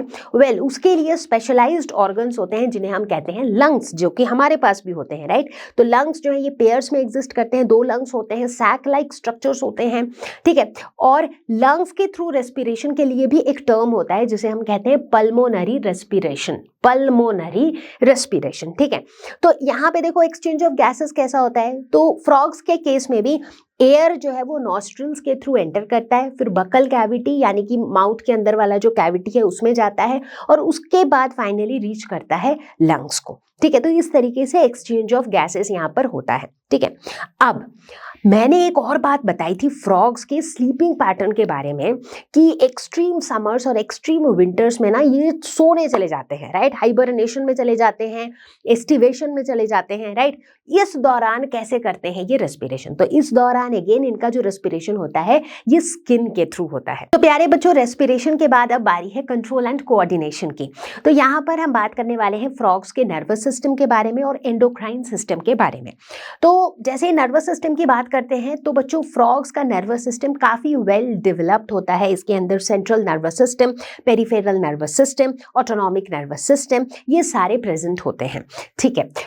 अगर बात करें एंडोक्राइन सिस्टम की, यानी कि केमिकल कोऑर्डिनेशन की, फ्रॉग्स के बॉडी के अंदर बहुत सारे केमिकल्स जो कोऑर्डिनेशन सेटअप करते हैं, वो किससे होता है? वो एंडोक्राइन ग्लैंड्स, जिन्हें हम डक्टलेस ग्लैंड्स कहते हैं, उनसे होता है। और यहाँ पर फ्रॉग्स के बॉडी के अंदर भी हमें thyroid gland, parathyroid gland, thymus gland, adrenal gland, ये सारे ग्लैंड्स देखने को मिलते हैं, ठीक है। तो चलो अभी फिलहाल शुरुआत करेंगे डिस्कशन, थोड़ा डिटेल में हम देखने वाले हैं about the nervous system of a frog. तो चलो मेरे प्यारे बच्चों, अब हम लोग डिस्कस करने वाले हैं फ्रॉग्स के नर्वस सिस्टम के बारे में। और मैंने पहले ही बताया था कि इनका नर्वस सिस्टम काफी हाईली डेवलप्ड होता है, ठीक है। तो यहाँ पर हम बात करेंगे सेंट्रल नर्वस सिस्टम के बारे में, जिसके अंदर आते हैं brain, spinal cord, peripheral nervous system, जिसके अंदर सारे पेरिफेरल नर्व्स आते हैं, जैसे कि cranial nerves, spinal nerves. Cranial nerves क्या होते हैं? जो ब्रेन से इमर्ज करते हैं, जो ब्रेन से अराइज होते हैं। क्रेनियम, ये जो वर्ड है ये ब्रेन का पार्ट है, तो इसीलिए क्रेनियल नर्व्स वो नर्व्स हैं जो ब्रेन से अराइज होते हैं। और फ्रॉग्स के पास ऐसे 10 पेयर यानी कि 10 पेयर्स ऑफ क्रेनियल नर्व्स होते हैं, ठीक है। स्पाइनल नर्व्स तो भाई नाम से ही पता चल रहा है कि ये स्पाइनल कॉर्ड से अराइज होते हैं, और फ्रॉग्स के पास स्पाइनल नर्व्स भी 10 पेयर्स होते हैं, ठीक है। फिर बात करते हैं हम ऑटोनॉमिक नर्वस सिस्टम के बारे में, जिसके अंदर हम सिंपैथेटिक और पैरासिम्पैथेटिक नर्वस सिस्टम की बात करते हैं। सिंपैथेटिक जो है ये बॉडी को फाइट और फ्लाइट के लिए प्रिपेयर करते हैं। फाइट और फ्लाइट बोले तो ऐसी सिचुएशन जब बॉडी को या तो फाइट करने की जरूरत है उस सिचुएशन में, या फिर बॉडी को फ्लाई कर लेने की जरूरत है, मतलब भाग लेने की जरूरत है। तो ये कौन सी सिचुएशन की मैं बात कर रही हूँ? इमरजेंसी सिचुएशन की, राइट। जैसे आग लग गई तो वहां से फ्रॉग को भागना है, राइट, ना कि वहां पे खड़े रह के देखना है, राइट। तो ऐसी सिचुएशंस जहां पर सामने से कोई ऐसी प्रॉब्लम आ गई या सामने से किसी ने अटैक कर दिया तो फाइट करना है, राइट। सो बेसिकली स्ट्रेसफुल और इमरजेंसी सिचुएशंस में जो सिंपैथेटिक नर्व्स होते हैं वो एक्टिव होते हैं, ठीक है। दूसरी तरफ पैरासिम्पैथेटिक नर्वस सिस्टम की बात हम तब करते हैं जब हम रेस्ट में होते हैं, यानी कि ये बॉडी को प्रिपेयर करता है टू रेस्ट एंड डाइजेस्ट, यानी कि जब कोई टेंशन नहीं है, रिलैक्स्ड सिचुएशन में जब बॉडी हो तब ये एक्टिव होते हैं, ठीक है। तो भाई आप देख ही पा रहे हो बच्चों की भाई नर्वस सिस्टम जो है वो काफी वेल डेवलप्ड है, काफी हाईली डेवलप्ड है फ्रॉग्स के केस में, ठीक है। तो चलो थोड़ा सा फोकस और करेंगे हम सेंट्रल नर्वस सिस्टम पे। तो चलो मेरे प्यारे बच्चों, अब हम लोग सेंट्रल नर्वस सिस्टम को थोड़ा सा और बारीकी से देखते हैं, ठीक है। तो सबसे पहले डिस्कस करेंगे हम लोग फ्रॉग के ब्रेन के बारे में, ठीक है। तो ब्रेन को हम 3 पार्ट में डिवाइड कर सकते हैं, fore brain, mid brain, hind brain, ठीक है। अगर फोर ब्रेन की बात करें तो इसमें होते हैं ऑल्फैक्टरी लोब्स। ऑल्फैक्टरी लोब्स जो हैं ये वो वाला रीजन है जहां पर जितने भी स्मेल के इनपुट आते हैं, जितने भी ऑल्फैक्टरी इनपुट आते हैं वो प्रोसेस होते हैं। जो कुछ भी फ्रॉग सूंघते हैं उनकी जो प्रोसेसिंग है वो इस जगह पर होती है, ठीक है। फिर फोर ब्रेन के अंदर आता है सेरिब्रल हेमिस्फेयर्स, राइट। तो जो सेरिब्रल हेमिस्फेयर्स जो कि पेयर्स में प्रेजेंट होते हैं, पेयर्ड सेरिब्रल हेमिस्फेयर्स, ये जो प्रेजेंट होते हैं ये होते हैं फ्रॉग के थिंकिंग सेंटर्स। इनफैक्ट अगर हम इनके साइज को ह्यूमंस के सेरिब्रल हेमिस्फेयर के साइज से कंपेयर करें तो ये काफी छोटे होते हैं। In fact that is the reason humans की जो थिंकिंग एबिलिटी है वो फ्रॉग के मुकाबले काफी ज्यादा होते हैं, ठीक है। इसके अलावा पाए जाते हैं अनपेयर्ड डाइएन्सेफेलॉन। अब ये जो डाइएन्सेफेलॉन है ये एक ऐसी जगह है जहां पर सेंसरी इनपुट्स की प्रोसेसिंग होती है। सेंसरी इनपुट्स मतलब विजुअल इनपुट हो सकता है, जो कुछ हम देख रहे हैं उसकी प्रोसेसिंग, जो कुछ हम सुन रहे हैं ऑडिटरी इनपुट उसकी प्रोसेसिंग। तो इस तरह के सेंसरी इनपुट्स की जो प्रोसेसिंग है वो यहाँ पर हो रही होती है। तो ये तो है फोर ब्रेन की कहानी। इसके बाद आता है मिड ब्रेन। मिड ब्रेन में प्रेजेंट होते हैं paired optic lobes. Optic lobes, optic मतलब ही वो आंख से रिलेटेड है, एग्जैक्टली। तो इसका मतलब ये जो मिड ब्रेन है ये वो जगह है जो प्राइमरी सेंटर है जहां पर विजुअल प्रोसेसिंग होती है, मतलब जो कुछ भी हम देख रहे हैं उसकी प्रोसेसिंग जो है वो प्राइमरीली यहीं पर होती है। और फिर आता है हाइंड ब्रेन जिसके अंदर अगेन 2 पार्ट्स होते हैं, सेरिबेलम एंड मेड्यूला ऑब्लोंगाटा। देखो ये सारी चीजें काफी सिमिलर लग रही होंगी आप लोगों को, ह्यूमन ब्रेन्स में भी ये सारी चीजें होती हैं, है ना। तो जो सेरिबेलम होता है इसका काम क्या होता है? बैलेंस मेंटेन करना। इसका काम होता है हमारे जितने भी मस्कुलर कोऑर्डिनेशंस हैं उनको हैंडल करना, ठीक है। दूसरी तरफ अगर हम मेड्यूला ऑब्लोंगाटा की बात करें तो इसका काम होता है ब्रेन से स्पाइनल कॉर्ड को कनेक्ट कराना। इतना ही नहीं, ये हार्ट रेट, ब्रीदिंग को भी कंट्रोल करने में हेल्प करता है, ठीक है। तो इस तरीके से आप देख सकते हो कि एक फ्रॉग का ब्रेन भी कितना ज्यादा हाईली डेवलप्ड होता है। उसके ब्रेन के अंदर fore brain, mid brain, hind brain बिल्कुल वैसे ही कैटेगराइज्ड है जैसे एक ह्यूमन ब्रेन के अंदर होता है। तो प्यारे बच्चों चलो आगे बढ़ेंगे और अब हम लोग देखने वाले हैं फ्रॉग्स के सेंसरी ऑर्गन्स के बारे में, सेंस ऑर्गन्स। तो अब फ्रॉग में अगर हम ऑल्फैक्टरी रिसेप्टर की बात करें, ऑल्फैक्टरी बोले तो स्मेल रिसेप्टर जो रिसीव करता है, तो स्मेल को रिसीव करने वाला ऑर्गन क्या है इनमें? नेजल एपिथीलियम, जो इनको स्मेल करने में हेल्प करता है। इसके बाद आते हैं ऑडिटरी रिसेप्टर। ऑडिटरी बोले तो साउंड को रिसीव करने वाला ऑर्गन। फ्रॉग्स में क्या होते हैं? टिम्पैनम, एग्जैक्टली इसके बारे में हमने डिस्कस किया था, राइट। सो जो टिम्पैनम होता है it is like a ear drum जिसके अंदर इंटरनल ईयर प्रेजेंट होता है और इसी के हेल्प से फ्रॉग जो है आसपास के एयर बॉर्न जो साउंड है उसको रिसीव कर पाते हैं और उसको सुन पाते हैं, ठीक है। फिर आते हैं फोटो रिसेप्टर्स। फोटो बोले तो लाइट, लाइट को रिसीव करने वाला, मतलब जो देखने में मदद करे फ्रॉग्स की, इसके लिए प्रेजेंट होते हैं आईज, जो कि काफी बल्जिंग आउट होते हैं। ठीक है। इसके बाद होते हैं thigmoreceptors. Thigmoreceptors sense of touch, yes, यानी कि आप जब फ्रॉग को टच करते हो तो उसे वो फील होता है कि किसी ने टच किया। तो ये किसकी वजह से होता है? इसके लिए प्रेजेंट होते हैं सेंसरी पैपिले, जो कि इनके नर्व एंडिंग्स में प्रेजेंट होते हैं। मतलब समझ लो कि सेल, ग्रुप ऑफ सेल्स है, सेल के एग्रीगेट्स है जो नर्व एंडिंग्स पे प्रेजेंट होते हैं, और इनकी वजह से उनको सेंस ऑफ टच होता है, वो टच को फील कर पाते हैं। ठीक है। एंड फाइनली होते हैं टेस्ट रिसेप्टर्स, जिसके लिए इनके पास होते हैं टेस्ट बड्स, जिससे ये कोई भी चीज जो भी ये खाते हैं उसके टेस्ट को फील कर पाते हैं। तो मेरे प्यारे बच्चों, अब हम लोग धीरे धीरे इस चैप्टर के आखिरी पड़ाव पर आ पहुंचे हैं, जहां पर अब हम डिस्कस करने वाले हैं फ्रॉग्स के रिप्रोडक्टिव सिस्टम के बारे में। बट इससे पहले कि हम रिप्रोडक्टिव सिस्टम का डिस्कशन शुरू करें, आप सभी मुझे ये बताओ कि भाई आप लोगों की तैयारी चल कैसी रही है? Very very important question. Important इसलिए क्योंकि बच्चों, इतने सालों से मैं ऑनलाइन पढ़ा रही हूँ, इतने सालों से मैं इतने बच्चों से ऑनलाइन इंटरैक्ट कर रही हूँ, बच्चों के कमेंट्स आते हैं, उनके ईमेल्स आते हैं, तो मेरा एक बहुत जनरल परसेप्शन ये रहा है, एक मेरे एक्सपीरियंस से मैं आप लोगों से ये शेयर करूंगी कि मोस्ट ऑफ द टाइम ये होता है कि बच्चे साल भर पढ़ते नहीं हैं, मतलब पढ़ाई को काफ़ी नेग्लेक्ट करते चलते हैं कि हाँ कल कर लेंगे, कल कर लेंगे, कल कर लेंगे, जिसे हम प्रोक्रेस्टिनेशन कहते हैं। कल कल कल कल के भरोसे वो कल कभी नहीं आता है, लेकिन एग्जाम का डेट जरूर आ जाता है, और एग्जाम के 1-2 दिन पहले बिल्कुल इन्हीं वीडियोस के साथ वो बैठे होते हैं और बिल्कुल पागल से फील कर रहे होते हैं। बिकॉज उस टाइम पर जब 1 या 2 दिन के बाद एग्जाम है और आपके पास इतना सारा कुछ है पढ़ने को, उस टाइम पर भले ही आप एक वीडियो के बाद एक और ऐसे वीडियोस देखते चले जाते हो, बट रिटेंशन उतनी नहीं हो पाती है, राइट। साथ ही साथ जो एंजाइटी, जो स्ट्रेस, जो टेंशन आप एग्जाम के पहले वाले उन कुछ दिनों में फील करते हो, that takes a toll on your mental health, right. तो इसीलिए मैं आप सभी से बिल्कुल जेन्युइनली ये रिक्वेस्ट करना चाहूंगी बच्चों कि साल के शुरुआत से ही आप पढ़ाई करो। ऐसा नहीं कह रही हूँ कि आप बिल्कुल बहुत ज़्यादा नंबर ऑफ आवर्स आप स्पेंड करो हर दिन पढ़ने के लिए।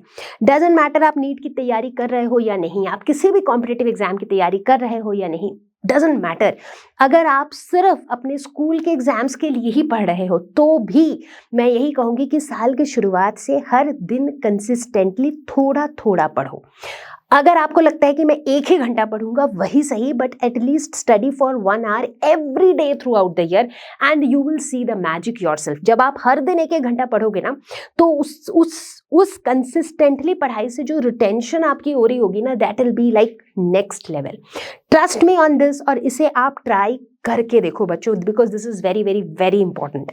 ठीक है।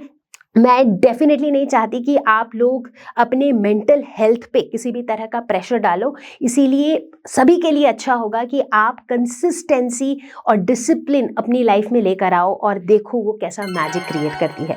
ठीक है। तो चलो भाई, ये बातें तो बहुत हो गई, अब हम वापस आते हैं रिप्रोडक्टिव सिस्टम ऑफ फ्रॉग्स पे। ठीक है। तो फ्रॉग्स का रिप्रोडक्टिव सिस्टम कैसा होता है भाई? हमें देखने को मिलता है कि फ्रॉग्स आर डायोशियस। डाई बोले तो 2, मतलब यहाँ पर सेक्सेस सेपरेट होते हैं, यानी कि male frog female frogs separate होते हैं। ठीक है। यहाँ पर जो डेवलपमेंट होता है वो इनडायरेक्ट होता है। इनडायरेक्ट डेवलपमेंट बोले तो यानी कि एक लार्वल स्टेज इन्वॉल्व होता है, जैसे हम कहते हैं टैडपोल, और फिर वो लार्वल स्टेज फर्दर डेवलप करके बनाता है एक एडल्ट फ्रॉग। ठीक है। यहाँ पर फर्टिलाइजेशन होता है एक्सटर्नल, यानी कि मेल और फीमेल गैमीट का जो फ्यूजन है वो बॉडी के अंदर नहीं होता है। जैसे ह्यूमंस के केस में ये जो फ्यूजन होता है वो फीमेल्स के बॉडी के अंदर होता है, बट फ्रॉग्स के केस में ये ना तो फीमेल फ्रॉग ना ही मेल फ्रॉग के अंदर होता है, ये एक्सटर्नली फर्टिलाइज होता है, ये फ्यूजन बाहर होता है। ठीक है। इनफैक्ट हम ये देखते हैं कि फ्रॉग्स के केस में जो मेल रिप्रोडक्टिव सिस्टम है और जो फीमेल रिप्रोडक्टिव सिस्टम है वो काफी वेल डेवलप्ड होता है। ठीक है। तो चलो सबसे पहले देखेंगे मेल रिप्रोडक्टिव सिस्टम, फिर देखेंगे female reproductive system of a frog. तो चलो बच्चों, सबसे पहले हम लोग फ्रॉग के मेल रिप्रोडक्टिव सिस्टम को डिस्कस करेंगे। तो यहाँ पर हम 4 इंपॉर्टेंट पार्ट्स के बारे में बात करेंगे। पहला है टेस्टिस, दूसरा वास डिफरेंस, तीसरा है यूरिनोजेनाइटल डक्ट और चौथा है क्लोआका। ठीक है, तो शुरुआत करेंगे टेस्टिस के साथ। टेस्टिस जो है ये पेयर्स में एग्जिस्ट करते हैं। टेस्टिस वही पार्ट है जो स्पर्म्स को प्रोड्यूस करते हैं, यानी कि मेल गैमेट्स को ये प्रोड्यूस करते हैं। इनका लोकेशन कहाँ पर होता है? तो ये किडनी के अपर पार्ट से अटैच्ड होते हैं। इनफैक्ट ये जो अटैचमेंट होती है ये आप देख सकते हो एक फोल्डेड स्ट्रक्चर के थ्रू अटैच्ड होती है, जिसे हम कहते हैं मेसोर्कियम। ठीक है, तो ये होते हैं टेस्टिस। अब टेस्टिस में जो स्पर्म्स प्रोड्यूस होते हैं ये टेस्टिस से निकल करके चले आते हैं पतले पतले ट्यूब लाइक स्ट्रक्चर्स में, जिन्हें हम कहते हैं वास डेफरेंस। तो वास डेफरेंस जो है ये बहुत ही थिन ट्यूब लाइक स्ट्रक्चर्स होते हैं जो टेस्टिस से अराइज होते हैं। ठीक है, दोनों टेस्टिस से ही ये अराइज होते हैं और ये लगभग 8 to 10 होते हैं इन नंबर्स। ठीक है, अब ये जाते कहाँ पे हैं? तो ये जो पतले पतले ट्यूब्स होते हैं जो वास डिफरेंस होते हैं, these tubes open into the Bidder's canal. Bidder's canal क्या है? तो बिडर्स कैनल अगेन एक ट्यूब लाइक स्ट्रक्चर है जो किडनी के अंदर प्रेजेंट होता है और इसका काम होता है टू रिसीव द स्पर्म्स और फिर उस स्पर्म्स को आगे पास ऑन करना। सो किडनी से निकल करके ये जो वास डिफरेंस है ये बेसिकली कनेक्ट करता है यूरिनोजेनाइटल डक्ट को। ठीक है, तो यूरिनोजेनाइटल डक्ट जो है, देखो नाम से पता चल रहा है यूरिन और जेनाइटल मैटर, यानी कि जेनाइटल मैटर बोले तो क्या, स्पर्म्स, ये दोनों ही इस डक्ट से पास होते हैं। राइट, तो ये यूरिनोजेनाइटल डक्ट में पहुंच जाते हैं। ठीक है, अब इस यूरिनोजेनाइटल डक्ट से फाइनली ये बाहर कैसे जाते हैं? ये स्पर्म्स को तो बाहर जाना है ना भाई, क्योंकि फ्यूजन तो बाहर ही होना है, एक्सटर्नल फर्टिलाइजेशन होता है यहाँ पर। तो ये बाहर जाते हैं थ्रू क्लोआका। तो क्लोआका जो है एक चेम्बर है जिसके through it opens to the exterior, ये बाहर की तरफ ओपन होते हैं। तो क्लोआका एक तरीके से समझ लो एक कॉमन ओपनिंग है जिसके थ्रू यूरिन भी बाहर जाता है, जिसके थ्रू जो अनडाइजेस्टेड फूड है वो भी बाहर जाता है। याद है डाइजेस्टिव सिस्टम में हमने पढ़ा था कि भाई जो फूड डाइजेस्ट नहीं होता है फाइनली वो क्लोआका के थ्रू बाहर जाता है और क्लोआका के थ्रू ही जो है स्पर्म्स भी बाहर जाते हैं। ठीक है, तो ये है हमारा सिंपल सा but yet well developed male reproductive system. तो चलो अब देखते हैं female reproductive system of a frog. यहाँ पर हम 3 इंपॉर्टेंट पार्ट्स की बात करेंगे। सबसे पहला ओवरीज, दूसरा ओविडक्ट और तीसरा क्लोआका। ठीक है, तो ओवरीज क्या होते हैं? अगेन ओवरीज भी जो हैं ये पेयर्स में एग्जिस्ट करते हैं और ये प्रोड्यूस करते हैं फीमेल गैमेट्स, बोले तो ओवम या फिर ओवा। बहुत सारे ओवम को हम ओवा कहते हैं। ठीक है, ऐसा देखा गया है आमतौर पे कि एक मैच्योर फीमेल फ्रॉग जो है एट अ टाइम 2500 से 3000 ओवा प्रोड्यूस कर सकती हैं। तो इतने ओवा ले कर सकती हैं ये। ठीक है, अब क्या होता है, ये जो ओवम है या ओवा है इनको हमें बाहर तक भेजना है, क्योंकि अगेन फ्यूजन क्या है, एक्सटर्नल है, मतलब एक्सटर्नली फ्यूज करेंगे मेल और फीमेल गैमेट। तो यानी कि इनको बाहर भेजना है। कैसे भेजें? तो ओवरी से अराइज करते हैं ट्यूब लाइक स्ट्रक्चर्स जिनको हम कहते हैं ओविडक्ट। तो इन ओविडक्ट के थ्रू जो है ये ओवा जो है पास होते हैं और उसके बाद ये बाहर जाते हैं किसके थ्रू? क्लोआका के थ्रू, बिकॉज क्लोआका ही जो है ना ये एक कॉमन ओपनिंग है या एक कॉमन चेम्बर है जो बाहर की तरफ ओपन होता है। ठीक है, तो ये पहुंच जाते हैं क्लोआका और फिर क्लोआका का जो क्लोअकल एपर्चर है, जो ओपनिंग है बेसिकली, वहां से जो है ये बाहर रिलीज हो जाते हैं। तो इस तरीके से एक मेल फ्रॉग के रिप्रोडक्टिव सिस्टम से रिलीज होता है एक मेल गैमेट जो बाहर रिलीज हो जाता है थ्रू क्लोआका। ठीक उसी तरीके से एक फीमेल फ्रॉग जो भी ओवा ले करते हैं वो ओवा भी रिलीज हो जाता है थ्रू द क्लोअकल एपर्चर और उसके बाद इनकी जो फ्यूजन होती है वो फ्यूजन होती है एक्सटर्नली, वो बाहर एक्सटर्नल फर्टिलाइजेशन फिर होती है। तो मेरे प्यारे बच्चों यहीं पर खत्म होता है morphology and anatomy of frogs. तो अब फ्रॉग्स के बारे में हमने इतनी बातें डिस्कस करी है, तो जाते जाते ये भी जान लो कि यार ये फ्रॉग्स जो है ना ये हमारे लिए यानी कि मैनकाइंड के लिए भी बड़े यूजफुल होते हैं। अब फ्रॉग्स खाते हैं इंसेक्ट्स को और इस तरीके से बचाते हैं हमारे क्रॉप्स को। इतना ही नहीं, हमारे इकोसिस्टम के फूड चेन और फूड वेब में भी फ्रॉग्स का एक बहुत इंपॉर्टेंट रोल होता है। इनफैक्ट कई ह्यूमंस के लिए तो फ्रॉग्स खुद ही खाना बन जाते हैं। सुन के शायद आपको काफी अजीब लग रहा होगा, लेकिन बहुत से कंट्रीज में जैसे कि वियतनाम, वियतनाम, फ्रांस, चाइना, यहाँ पर लोग फ्रॉग्स को भी कंज्यूम करते हैं। बच्चा पार्टी, इसी के साथ हम वहां पहुंचे हैं आज इस वीडियो के एंड तक, और मुझे पूरी उम्मीद है कि अगर आपने ये वीडियो यहाँ तक देखा है तो स्ट्रक्चरल ऑर्गेनाइजेशन इन एनिमल्स के कॉन्सेप्ट जरूर हुए होंगे क्रिस्टल क्लियर। और अगर ऐसा हुआ है तो आप हमेशा की तरह कॉमेंट में मुझे लिख के बताओगे कि कॉन्सेप्ट हुआ क्रिस्टल क्लियर। इसके अलावा अगर आपके कोई भी फीडबैक हो, कोई भी सजेशंस हो, तो उसे भी मुझे प्लीज कमेंट्स में लिखकर जरूर बताना। और आप अपना सपोर्ट जरूर बनाए रखना ताकि इसी तरीके से हम आपके लिए और जबरदस्त और मजेदार वीडियोस बनाते रहें और जल्द ही ऐसे वीडियोस को इस चैनल पर ला सके। सो तब तक के लिए stay safe, take care, bye bye. Learno Hub एक ऐसा फ्री लर्निंग प्लेटफॉर्म जहां पर आपको मिलते हैं वीडियोस, नोट्स,